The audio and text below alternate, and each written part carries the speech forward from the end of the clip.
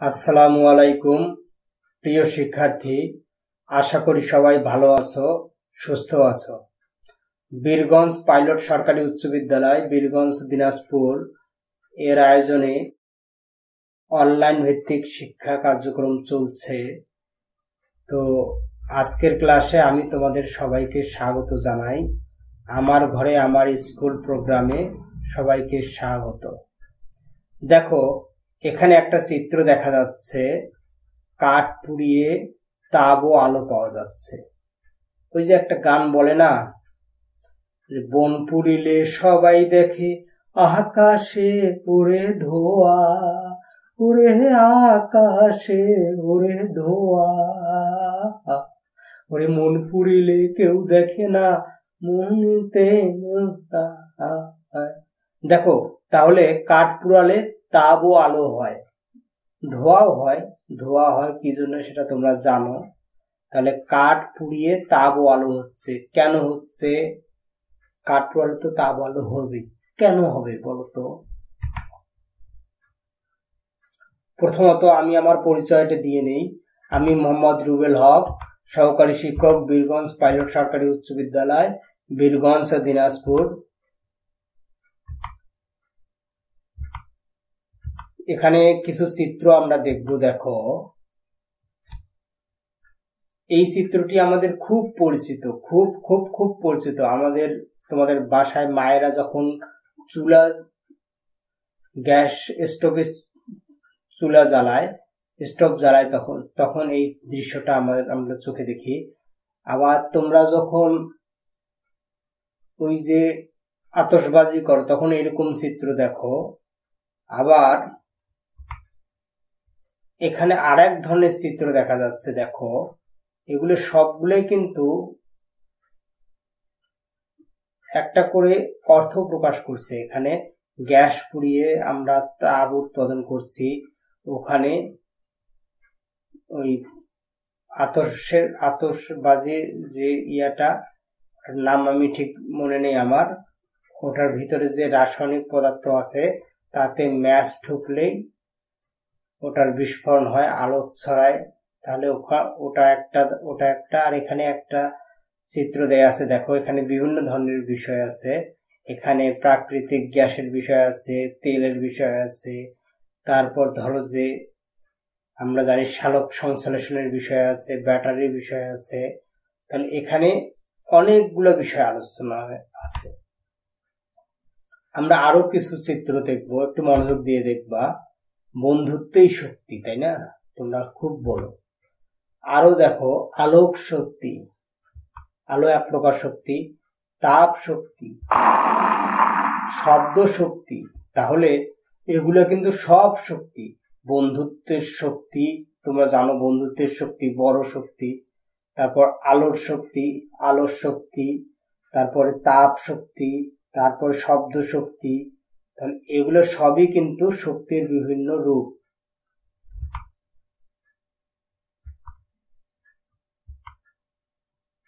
এখানে দেখো, এই চিত্রে কিন্তু আরো কিছু শক্তির দেখা যাচ্ছে। ব্যাটারি, তাপ, কাঠ পোড়ালে আলো, যেটা আমি প্রথমে বলেছিলাম। তারপর ওখানে দেখা যাচ্ছে একটা শক্তি। এখানে ফলমূলের মধ্যে এক প্রকার শক্তি। এই শক্তিগুলোরও কিন্তু একটা নাম আছে। এই শক্তিগুলোর নাম কি হবে বলো দেখি? এগুলোর নাম কি দেয়া যায়? দেখো, ব্যাটারি থেকে আমরা যে শক্তি পাই তা কিন্তু রাসায়নিক বিক্রিয়ার মাধ্যমে। আমরা যে কাঠ পোড়ালে তাপ আলো পাচ্ছি, এটাও কিন্তু এক ধরনের রাসায়নিক বিক্রিয়ার মাধ্যমে। কেন রাসায়নিক বিক্রিয়া?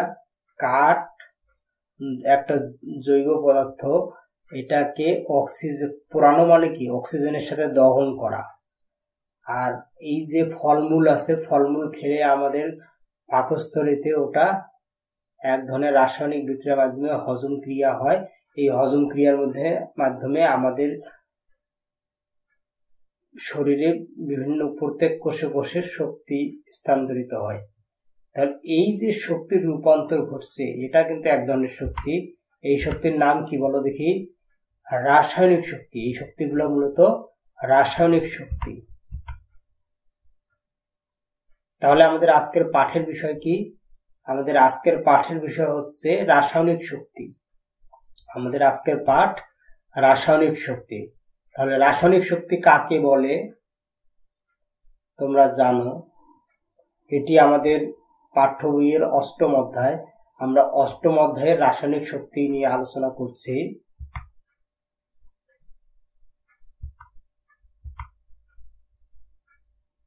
তাহলে আমরা একটু জেনে নেই বন্ধন শক্তি কাকে বলে। ওই যে তোমরা বলছো বন্ধুত্বের শক্তি, হাতে হাত দিয়ে বলছো বন্ধুত্বের শক্তি। তাহলে বন্ধুত্বের শক্তি যদি হয় তাহলে আমাদের এই বন্ধন শক্তি, এখানে মূলত তোমাদের বন্ধুত্বের শক্তিটা আমি বোঝাবো না, আমি বোঝাবো একটা পরমাণু যখন আরেকটা পরমাণুর সাথে যুক্ত হয় তখন কিন্তু এর মধ্যে এক প্রকার শক্তি কাজ করে। এই শক্তিটাকে কি বলা হয়? বন্ধন শক্তি। আগেও মনে হয় আমরা পড়েছিলাম। কারণ বন্ধন শক্তি কেন? দেখো, একটা পরমাণু আর একটা পরমাণুর সাথে যুক্ত হচ্ছে কিভাবে? বন্ধন হচ্ছে। বন্ধনগুলো আমরা জানি আয়নিক বন্ধন, সমযোজী বন্ধন, ধাতব বন্ধন ইত্যাদি। তো এটার একটা ভালো উদাহরণ আমরা দিতে পারি। সাপোজ একটা স্প্রিং দেখা যাচ্ছে, এই স্প্রিং এর দুই মাথায় দুটি বল আটানো আছে। এখন যদি তুমি হালকা ভাবে দুই প্রান্তে ধরে হালকা করে টান দাও, তাহলে হালকা করে টান দিলে কি হবে? হালকা টান দিলে ওটা কি হবে? হালকা করে যদি টান দেই তাহলে ওটা দৈর্ঘ্যটা বৃদ্ধি পাবে, ছেড়ে দিলে কিন্তু আবার কাছে যাবে। আবার টানবো, আবার বৃদ্ধি পাবে, আবার ছেড়ে দিলে কাছে যাবে। তাহলে হালকা টান দিলে আবার কাছে যাচ্ছে। কিন্তু যদি এবার খুব জোরে টানি তখন কি হবে? খুব জোরে টানলে হয় বল দুটো খুলে যাবে অথবা স্প্রিংটি ছিঁড়ে যাবে, তাই না? তাহলে এই যে দুটি বল স্প্রিং এর সাথে যুক্ত আছে একটা শক্তি দ্বারা, এই শক্তিকে ছিন্ন করতে আরেক ধরনের শক্তি দিতে হচ্ছে। আমি যেটা কথা বললাম সেটাই এখানে লেখা আছে। তাহলে যখন বল দুটি খুলে যাবে তখন আমার স্প্রিং এর অবস্থাটা হবে এরকম। তাহলে এই যে ছিঁড়ে যাচ্ছে বা বল খুলে যাচ্ছে এটার কারণ কিন্তু শক্তি, অর্থাৎ আমি যে শক্তিতে টানলাম সেটার কারণেই কিন্তু এটা খুলে গেছে। তাহলে দুটি পরমাণু যদি আমরা বন্ধন সৃষ্টি করে, যেমন হাইড্রোজেন গ্যাস, হাইড্রোজেন হাইড্রোজেন বন্ধন, এইরকম বন্ধন শক্তি আছে। হাইড্রোজেন থেকে হাইড্রোজেন যদি আলাদা করতে চাই তাহলে আমাকে একটা শক্তি প্রয়োগ করতে হবে। এই শক্তিটা অর্থাৎ হাইড্রোজেন হাইড্রোজেন যে যুক্ত আছে সেই শক্তিটাকে বলা হবে বন্ধন শক্তি।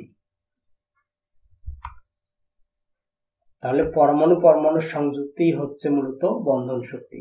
এখানে দেখো একটা চিত্র দেখানো আছে। ইনি হচ্ছে জেমস বন্ড।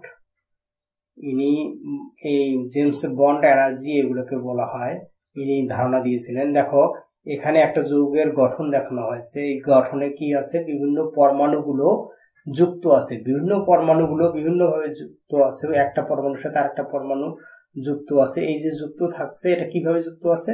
শক্তির সাহায্যে যুক্ত আছে। তাহলে এই যে শক্তির সাহায্যে যুক্ত আছে, তাহলে এই তাদেরকে আলাদা করতে গেলে আমার একটা শক্তি প্রয়োগ করতে হবে।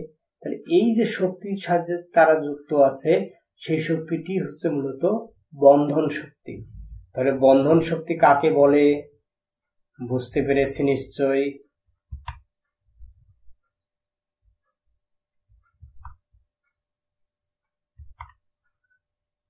এখানে দেখো সোডিয়াম ক্লোরাইডের গঠন দেখানো হয়েছে। আমরা জানি সোডিয়াম একটি ইলেকট্রন ত্যাগ করে ধনাত্মক আয়নে রূপান্তরিত হয় এবং ক্লোরিন ইলেকট্রন গ্রহণ করে ঋণাত্মক আয়নে পরিণত হয়।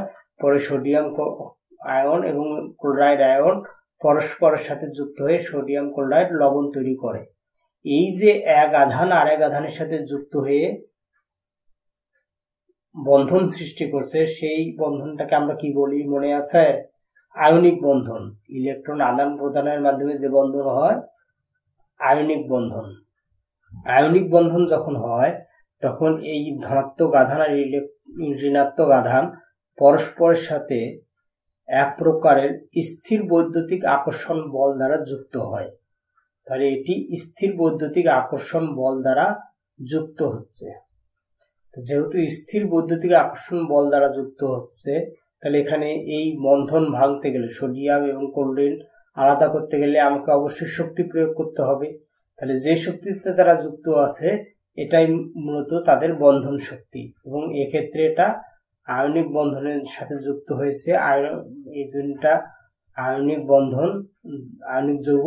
আর যে বন্ধন কোন শক্তিতে যুক্ত হলো, তারা স্থির বৈদ্যুতিক আকর্ষণ বল দ্বারা। তাহলে এটা স্থির বৈদ্যুতিক আকর্ষণ বলটা এখানে কাজ করবে।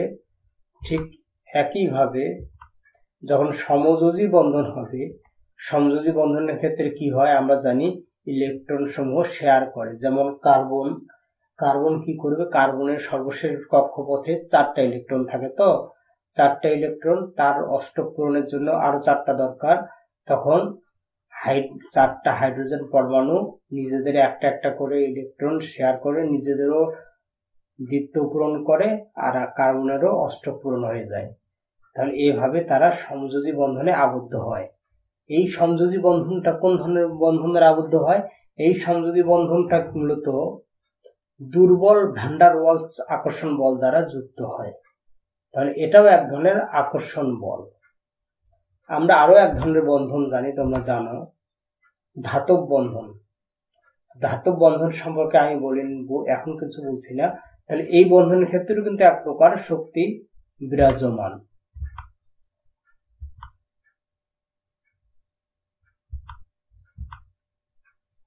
আন্তঃআণবিক শক্তি কাকে বলে?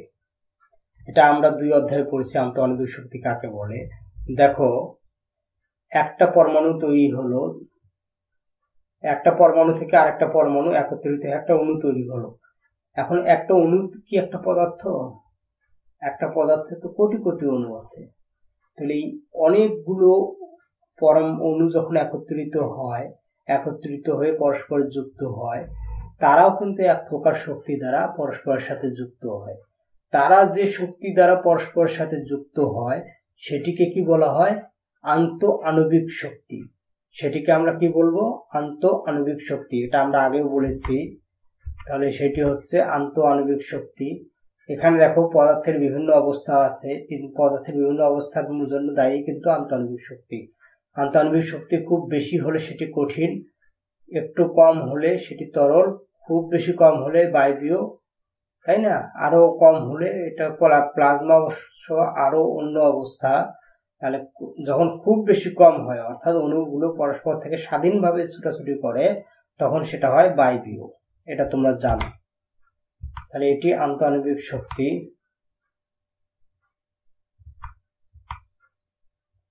রাসায়নিক বিক্রিয়ায় শক্তির রূপান্তর হয়। দেখো, রাসায়নিক বিক্রিয়া থেকে আমরা আলো পাই, বিদ্যুৎ পাই, শব্দ পাই, তাপ পাই। কিভাবে পাই? রাসায়নিক বিক্রিয়ার সাহায্যে কিন্তু কাঠ পোড়াও, আগুন থেকে আলো পাবা। তারপরে তুমি একটা বাজি ফোটাও, শব্দ পাবা। রাসায়নিক বিক্রিয়ার মাধ্যমে আমরা বিদ্যুৎ পাই। কিভাবে? ব্যাটারির সাহায্যে বিদ্যুৎ পাই। রাসায়নিক বিক্রিয়ার সাহায্যে আলো পাই, ওই যে কাঠ পোড়ালে আলো পাওয়া যাচ্ছে, তাপ পাওয়া যাচ্ছে। তাহলে এই যে শক্তির কথা বলা হচ্ছে এতবার, তাহলে শক্তি পরিমাপ করার জন্য একটা একক কি? আমরা পদার্থবিজ্ঞানে জেনেছি শক্তি পরিমাপের একক হচ্ছে জুল। শক্তির একক জুল। আর একটা একক আছে আমরা জানি, সেটা হচ্ছে কি? ক্যালোরি। শক্তির আর এক একক হচ্ছে ক্যালোরি। জুল কাকে বলে? দেখো, পদার্থবিজ্ঞানের ধারণা থেকে কোনো বস্তুর ওপর 1 নিউটন বল প্রয়োগ করে যদি বলের দিকে বস্তুর সরণ 1 মিটার হয়, তখন যে পরিমাণ কাজ হবে সেই কাজকে আমরা 1 জুল বলবো, তাই না? এটা হচ্ছে 1 জুল। তাহলে জুলের ধারণাটা পেলাম। ক্যালোরির ধারণাটি মনে আছে? 1 গ্রাম পানির তাপমাত্রা 1 কেলভিন 1 ডিগ্রি সেন্টিগ্রেড বাড়াতে যে পরিমাণ তাপ দিতে হবে সেই পরিমাণ তাপকে বলা হয় 1 ক্যালোরি। 1 গ্রাম পানির তাপমাত্রা 1 ডিগ্রি সেন্টিগ্রেড বাড়াতে যে পরিমাণ তাপ দিতে হয় সেটিকে বলা হবে 1 ক্যালোরি। এই তাহলে শক্তি পরিমাপের একক ক্যালোরি এবং জুল, এটার মধ্যে কিন্তু একটা সম্পর্ক আছে। তোমরা দেখতে পাচ্ছ 1 ক্যালোরি সমান 4.18 জুল। তাহলে 1 ক্যালোরি মানে 4.18 জুল। তাহলে 4.18 জুল, এটাকে আমরা 4.2 ধরতে পারি। তাহলে এখানে আমরা শিখলাম বন্ধন শক্তি, আন্তঃআণবিক শক্তি। এবারে রাসায়নিক বিক্রিয়ায় তাপের পরিবর্তনের উপর ভিত্তি করে আমরা রাসায়নিক বিক্রিয়াকে দুই ভাগে ভাগ করি, তোমরা জানো কি কি? একটা তাপ উৎপাদী বিক্রিয়া, একটা তাপহারী বিক্রিয়া। তাপ উৎপাদী বিক্রিয়া, যে সকল বিক্রিয়া তাপ উৎপন্ন হয় তাকে তাপ উৎপাদী বিক্রিয়া বলে, আর যে সকল বিক্রিয়া তাপ শোষিত হয় তাদেরকে তাপহারী বিক্রিয়া বলে। আমাদের সপ্তম অধ্যায়ে এই বিষয়ে আলোচনা ছিল। তো এই বিষয়ের উপর আমরা একটা ভিডিও দেখব, গত সপ্তম অধ্যায়ে আমি দেখিয়েছিলাম। তো চলো ভিডিওটি দেখে আসি।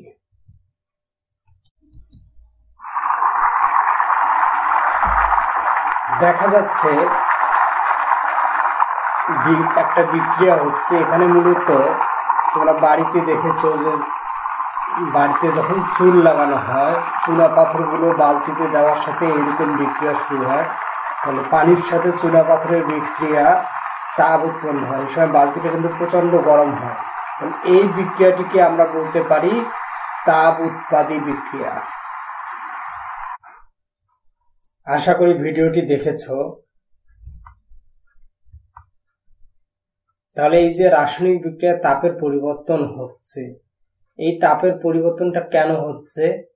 তাহলে ওই যে আমরা যে যারা বিক্রিয়া করছে, অর্থাৎ বিক্রিয়কগুলো, এদের বিক্রিয়া করানোর জন্য প্রথমে এদের মধ্যে বিদ্যমান বন্ধনগুলো ভাঙতে হচ্ছে। তারপর ভাঙার পর পরমাণুগুলো যখন আলাদা হচ্ছে, সেগুলো দিয়ে আমাদের নতুন যৌগ তৈরি করতে হচ্ছে। তাহলে আমাদের তাপ শক্তির যে পরিবর্তন হচ্ছে সেটা কোথা থেকে আসছে? এই উৎপাদ মানে বিক্রিয়ক ভাঙার মোট শক্তি এবং উৎপাদ গঠনের মোট শক্তি, এর পার্থক্য যদি থাকে সেটি হবে আমাদের উৎপাদিত বা শোষিত তাপ শক্তি। সেটাকে আমরা ডেল এইচ দ্বারা, এই যে ত্রিভুজের মতো চিহ্নটা দেখা যাচ্ছে, এটা হচ্ছে ডেল্টা চিহ্ন। এটা হচ্ছে ডেল এইচ বলতে তাপের পার্থক্য, পরিবর্তনকে বোঝায়।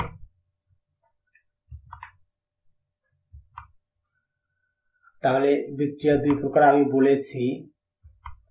এবারে আমরা আরেকটা সংজ্ঞা জানবো, তাপ রাসায়নিক সমীকরণ কাকে বলে।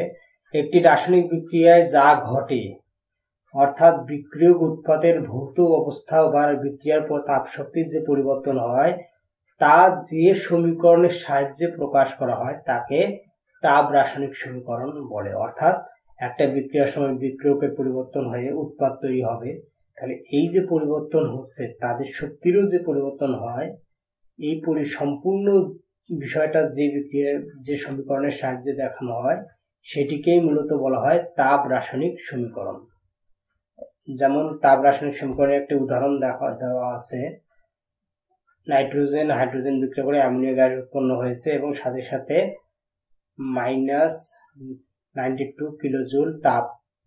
এখানে একটা বিষয় হচ্ছে, ডেল এইচ মাইনাস থাকার অর্থ হচ্ছে এখানে তাপ সিস্টেম থেকে বাইরে এসেছে, তাহলে তাপ উৎপাদন ঘটেছে। এটি একটা তাপ রাসায়নিক সমীকরণ। দেখো, তাহলে ডেল এইচ বলতে তাপ শক্তির পার্থক্যকে বলা হবে। যদি তাপ উৎপন্ন হয় সেক্ষেত্রে ডেল এইচ এর মান হবে ঋণাত্মক এবং তাপ শোষিত হলে ডেল্টা এইচ এর মান হবে ধনাত্মক। খেয়াল রাখবা, যদি তাপ উৎপাদন হয় তাহলে ডেল্টা এইচ এর মান হবে পজিটিভ, আর যদি তাপ শোষিত হয় তাহলে ডেল্টা এইচ এর মান হবে পজিটিভ, আর তাপ উৎপাদিত হলে হবে নেগেটিভ। উৎপাদিত হলে নেগেটিভ, অর্থাৎ নেগেটিভ মানে ওখান থেকে বাইরে চলে আসছে, আর শোষিত হওয়া মানে পজিটিভ, অর্থাৎ ওখানে সিস্টেমে তাপ যোগ করতে হচ্ছে। এটা খেয়াল রাখলে বুঝতে পারবা। আমি এগুলা বলেছি তাপ উৎপাদী বিক্রিয়া কাকে বলে। শুধু এখানে বলে নেই, বিক্রিয়কের অভ্যন্তরীণ শক্তি, অর্থাৎ বিক্রিয়কে ভাঙতে যে শক্তি দরকার, সেই শক্তি যদি উৎপাদ গঠনের যে শক্তি দরকার সেটার চাইতে বেশি হয়, তখন সেই বিক্রিয়া হবে তাপ উৎপাদী বিক্রিয়া। অর্থাৎ বিক্রিয়কের মোট শক্তি উৎপাদের মোট শক্তির চেয়ে বেশি হলে সেটি তাপ উৎপাদী অবশ্যই। ঠিক একই কথা আমরা এখানে ওই যেটা বললাম, ডেল্টা এইচ এর মান কখন আমরা ধনাত্মক বলবো, কখন ঋণাত্মক। বন্ধন শক্তি আমরা বলেছিলাম, এখানে দেখো মিথেনের একটা অণু দেখানো হচ্ছে, এখানে কার্বন হাইড্রোজেন বন্ধন আছে। এই বন্ধন শক্তিকে আমরা যদি ভাঙতে চাই তখন কি হবে দেখো, তাহলে কার্বন হাইড্রোজেন বন্ধন ভাঙতে টোটাল আমাদের 414 কিলোজুল শক্তির প্রয়োজন হবে। তাহলে 414 কিলোজুল শক্তি প্রয়োগ করলে এই বন্ধনটা ভেঙে যাবে।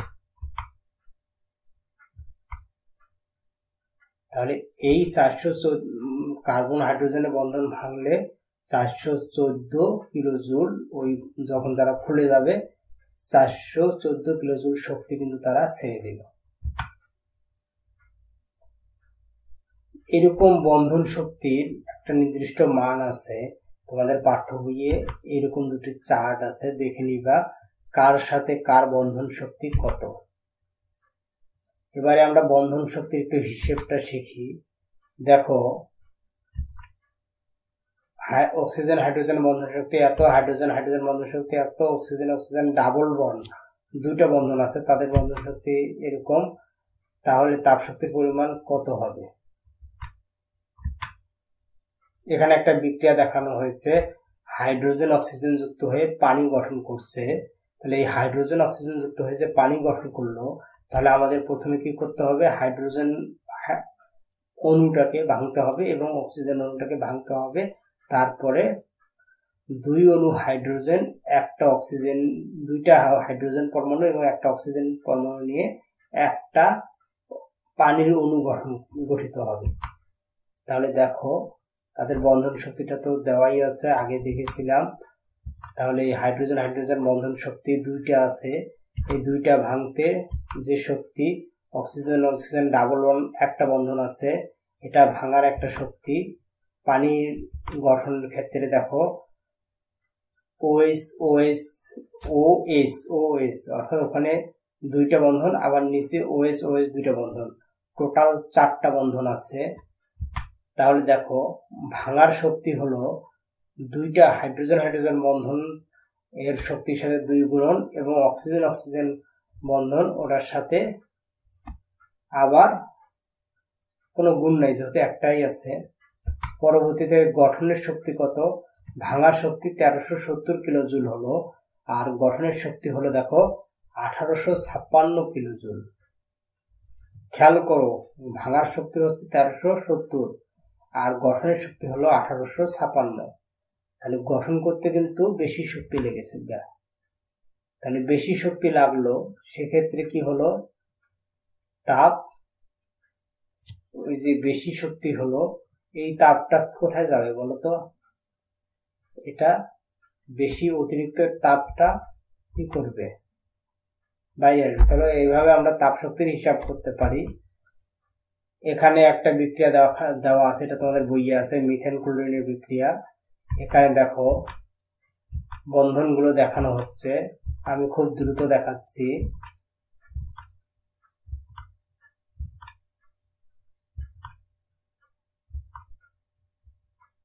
তাহলে আগের নিয়ম অনুযায়ী এখানে আমি বন্ধনগুলো ভেঙে দেখাইলাম। তোমরা এখন এই যে মিথেনে, এখানে কিন্তু কার্বন হাইড্রোজেন 4টা বন্ধন আছে, ক্লোরিন ক্লোরিন একটা বন্ধন।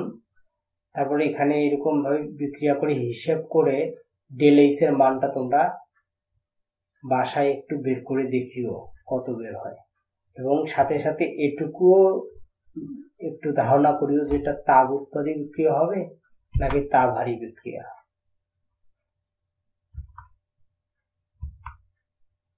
এগুলা বিষয় আমাদের আলোচনা হয়েছে, নিশ্চয়ই তোমরা জানো। এখানে কয়েকটা তোমাদের জন্য বহু নির্বাচনী প্রশ্ন দেওয়া আছে, তোমরা একটু এই বহু নির্বাচনী প্রশ্নগুলোর অ্যান্সার বের করবা। আশা করি তোমরা পারবা, তোমরা মেধাবী। তোমাদের জন্য এবার বাড়িতে একটা কাজ দিলাম, ছোট্ট কাজ। কার্বন দহন একটি তাপ উৎপাদী বিক্রিয়া, কার্বনকে দহন করলে তাপ উৎপাদী বিক্রিয়া হয়, সেটা একটু ব্যাখ্যা করো। আমাদের ঘ নম্বরে এই রকম প্রশ্ন আসতে পারে, তো এই ব্যাখ্যাটা বাসায় একটু নোট করবা, কেমন? তাহলে সবাই ভালো থেকো, সুস্থ থাকো, আমার জন্য দোয়া করো। এই অবস্থার অবসান হলে আবার দেখা হবে, আর অনলাইনে তো নিয়মিত দেখা হবে। সেই আশায় আজকে শেষ করছি। ধন্যবাদ।